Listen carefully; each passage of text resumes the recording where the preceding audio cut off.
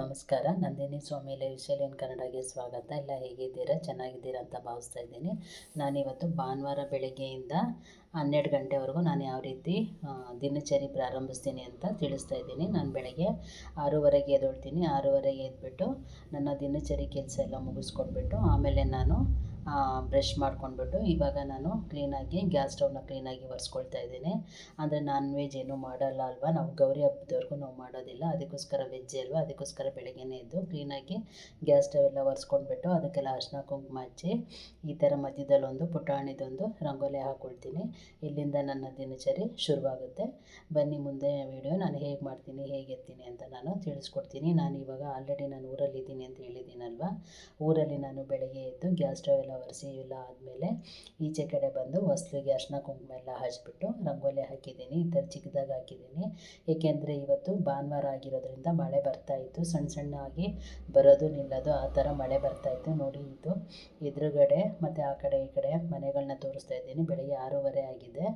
ಈ ಥರ ಸ್ವಲ್ಪ ಮಂಜಾಗಿ ಕತ್ಲೇನೇ ಇದೆ. ಈ ಥರ ಇದೆ ಇಲ್ಲಿ.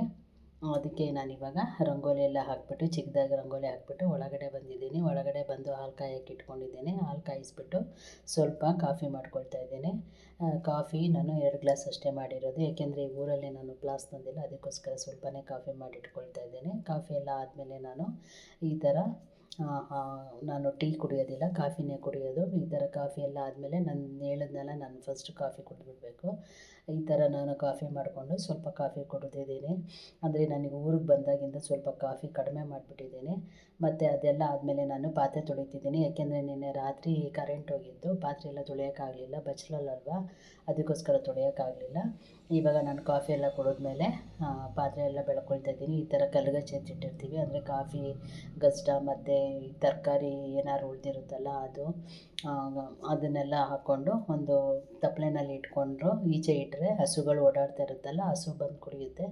ಅದಕ್ಕೋಸ್ಕರ ಎಲ್ಲ ಕ್ಲೀನಾಗೆಲ್ಲ ತೆಗೆದ್ಬಿಟ್ಟು ಒಂದು ಪಾತ್ರೆಯಲ್ಲಿ ನಾನು ಹಾಕ್ಕೊಳ್ತೀನಿ. ಸ್ವಲ್ಪ ಜಾಸ್ತಿ ಆದರೆ ಒಂದು ಬಕೆಟ್ನಲ್ಲಿ ಇಡ್ತೀನಿ. ಈ ಥರ ನಾನು ರಾತ್ರಿ ಪಾತ್ರೆ ತೊಳೆಯೋಕ್ಕಾಗಲಿಲ್ಲ, ಯಾಕೆಂದರೆ ಕರೆಂಟ್ ಹೋಗಿತ್ತು ಅಂದಲ್ಲ, ಅದಕ್ಕೆ ನಾನು ಬೆಳಗ್ಗೆನೇ ಎಲ್ಲ ಫಸ್ಟು ಕಾಫಿ ಎಲ್ಲ ಕುಡಿದ್ಬಿಟ್ಟು ಕಾಫಿ ಪಾತ್ರೆ ಇದು ಎಲ್ಲ ಕ್ಲೀನಾಗಿ ಬೆಳೆದಿಟ್ಕೊಳ್ತಾ ಇದ್ದೀನಿ.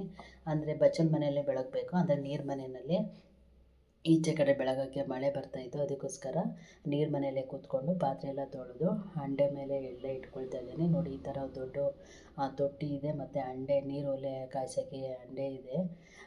ಈ ಥರ ಎಲ್ಲ ಇದೆ, ಒಳ್ಳೆ ಅನುಕೂಲವಾಗಿದೆ ಇಲ್ಲಿ ಮನೆ.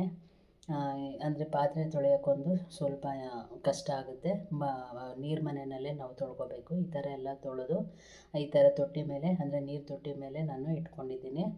ಅದೆಲ್ಲ ಪಾತ್ರೆ ಎಲ್ಲ ತೊಳೆದು ಇಟ್ಮೇಲೆ ನಾನು ಕ್ಲೀನಾಗಿ ಕಸ ಎಲ್ಲ ಗುಡಿಸ್ಕೊಳ್ತೀನಿ. ಇವತ್ತು ಭಾನುವಾರ ಆಗಿರೋದ್ರಿಂದ ಮನೆ ಒರೆಸೋದಿಲ್ಲ, ಈ ಥರ ಕೆಂಪು ನೆಲ ಅಲ್ವಾ, ಕ್ಲೀನಾಗಿ ನಾನು ಕಸ ಗುಡಿಸ್ಕೊಳ್ತೀನಿ. ಇದು ಕಾಯಿ ಚಿಪ್ಪದೆ ತೆಂಗಿನ ಮೊಟ್ಟೆಗಳು, ಅಂದರೆ ನೀರು ಒಲೆಗೆ ಹಾಕೋಕ್ಕೋಸ್ಕರ ನಾವು ತಂದು ಇಟ್ಕೊಂಡಿದ್ದೀವಿ.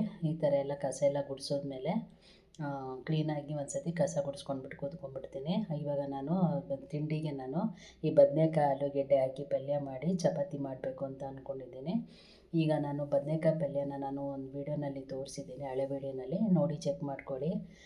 ಇದು ಊರ ಮನೆ ಆಗಿರೋದ್ರಿಂದ ನಾನು ಈ ಥರನೇ ಎಲ್ಲ ಇಟ್ಕೊಂಡಿದ್ದೀನಿ, ಏಕೆಂದರೆ ಫ್ರಿಜ್ಜು ಏನೂ ತಂದು ಇಟ್ಕೊಂಡಿಲ್ಲ, ಬರೀ ಮನೆ ಕಟ್ಟೋಕ್ಕೋಸ್ಕರ ಅಲ್ವ ನಾವಿರೋದು, ಅದಕ್ಕೋಸ್ಕರ ನಾವು ಏನೂ ತಂದು ಇಟ್ಕೊಂಡಿಲ್ಲ. ಅವಾಗವಾಗ ಎಷ್ಟು ಬೇಕೋ ಅಷ್ಟು ಮಾತ್ರ ನಾನು ತಂದು ಇಟ್ಕೊಳ್ತಾ ಇದ್ದೀನಿ. ನೋಡಿ, ಇವಾಗ ಪಲ್ಯ ಎಲ್ಲ ಹೆಚ್ಚಿಟ್ಕೊಂಡಿದ್ನಲ್ಲ, ಪಲ್ಯ ರೆಡಿಯಾಗಿದೆ. ಈ ವಿಡಿಯೋ ಮಾಡಿ ನಾನು ತೋರಿಸಿದ್ದೀನಿ ಬದನೇಕಾಯಿ ಪಲ್ಯದ್ದು. ಮತ್ತು ನಾನು ಇಲ್ಲಿ ಚಪಾತಿ ಹಾಕ್ಕೊಂಡಿದ್ದೀನಿ, ಯಾಕೆಂದರೆ ಈ ಥರ ಲೈಟ್ ಹಾಕ್ಕೊಂಡಿದ್ದೀವಿ ಅಂದರೆ ಈ ಮನೆ ಸ್ವಲ್ಪ ಕತ್ತಲೆ, ಅದಕ್ಕೋಸ್ಕರ ನಾನು ಲೈಟ್ ಹಾಕ್ಕೊಂಡೇ ಇಲ್ಲಿ ಕೆಲಸ ಮಾಡಬೇಕಾಗುತ್ತೆ. ಆದ್ದರಿಂದ ನಾನು ಲೈಟ್ ಹಾಕ್ಕೊಂಡಿದ್ದೀನಿ. ಇದು ರಾತ್ರಿ ಹೊತ್ತು ಅಂದ್ಕೊಂಬೇಡಿ, ಅದು ಈ ಊರ ಮನೇಲಿ ಯಾಕೋ ಸ್ವಲ್ಪ ಕತ್ತಲೆ ಇದೆ, ಮನೆಯೆಲ್ಲ ಲೈಟ್ ಹಾಕ್ಕೊಂಡೇ ಕೆಲಸ ಮಾಡಬೇಕು, ಅದಕ್ಕೋಸ್ಕರ ನಾನು ಲೈಟ್ ಹಾಕ್ಕೊಂಡೇ ಕೆಲಸ ಮಾಡ್ತಾಯಿದ್ದೀನಿ. ಇಲ್ಲಿ ನಾನು ಬದನೇಕಾಯಿ ಗೊಜ್ಜು ಮತ್ತು ಚಪಾತಿ ಮಾಡಿದ್ದೆ, ಮತ್ತು ಅವತ್ತೇ ಟೊಮೊಟೊ ಗೊಜ್ಜು ಮಾಡಿಟ್ಕೊಂಬಿಟ್ಟೆ, ಯಾಕೆಂದರೆ ಅಲ್ಲಿ ಕೆಲಸ ಮಾಡ್ತಿರ್ತಾರಲ್ಲ, ಅಲ್ಲಿ ಹೋಗಬೇಕು ಅಂತ ಅಂದ್ಬಿಟ್ಟು ಬೇಗ ಆಗಲಿ ಅಂದ್ಬಿಟ್ಟು ಮಾಡಿಟ್ಕೊಂಬಿಟ್ಟಿದ್ದೀನಿ. ಟೊಮೆಟೊ ಗೊಜ್ಜು ಮಾಡಿಟ್ಟಿದ್ದೀನಿ. ನಾನ್ ವೆಜ್ ಮಾಡಲ್ವಲ್ಲ ಸಂಡೇ, ಶ್ರಾವಣ ಮಾಸ ಅಂದರೆ ಗೌರಿ ಹಬ್ಬ ಕಳೆಯೋವರೆಗೂ ಮಾಡಲ್ಲ, ಅದಕ್ಕೋಸ್ಕರ ನಾನು ಟೊಮೊಟೊ ಗೊಜ್ಜೆ ಮಾಡಿಟ್ಕೊಂಡಿದ್ದೀನಿ. ಮತ್ತು ಇವಾಗ ನಾನು ಎಲ್ಲ ಅಡುಗೆ ಎಲ್ಲ ಆದಮೇಲೆ ಗ್ಯಾಸ್ ಸ್ಟವ್ ಎಣ್ಣೆ ಎಲ್ಲ ಆರಿರುತ್ತಲ್ಲ, ಹಸಿಟ್ಟು ಎಣ್ಣೆ ಎಲ್ಲ, ಅದಕ್ಕೋಸ್ಕರ ಇನ್ನೊಂದು ಸತಿ ಕ್ಲೀನಾಗಿ ಒರೆಸ್ಕೊಳ್ತೀನಿ.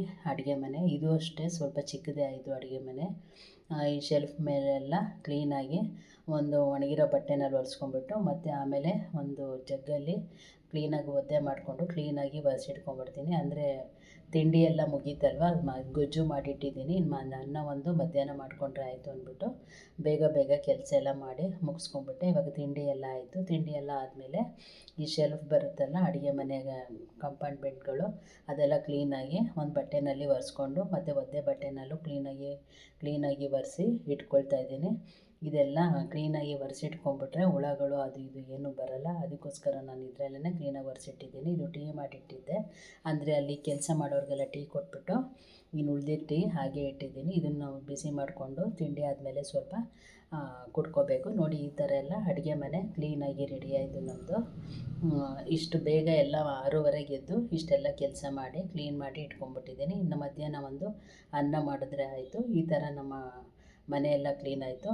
ಕ್ಲೀನ್ ಆದಮೇಲೆ ನಾವು ಇವಾಗ ನಮ್ಮದು ಸೈಟ್ ತೋರಿಸ್ತೀನಿ ನೋಡಿ. ಈ ಸೈಟಲ್ಲಿ ನಾವು ಇವಾಗ ಬೋರ್ವೆಲ್ಲೆಲ್ಲ ಹಾಕ್ಸ್ಬಿಟ್ಟು ಮನೆ ಕಟ್ಟಬೇಕು. ಅದಕ್ಕೋಸ್ಕರ ನಾವು ಬೋರ್ವೆಲ್ಲೆಲ್ಲ ಪೂಜೆ ಮಾಡಿಬಿಟ್ಟು ಬೋರ್ ಹಾಕ್ಸಿದ್ವಿ. ನೀರು ತುಂಬ ಚೆನ್ನಾಗಿ ಬಂದಿದೆ. ಇನ್ನೇನು ಮನೆ ಕಟ್ಟೋಕ್ಕೆ ಶುರು ಮಾಡ್ತೀವಿ. ಇಷ್ಟ ಕಮೆಂಟ್ ಮಾಡಿ, ಸಬ್ಸ್ಕ್ರೈಬ್ ಆಗೋದನ್ನು ಮಾತ್ರ ಮರಿಬೇಡಿ. Thank you for watching.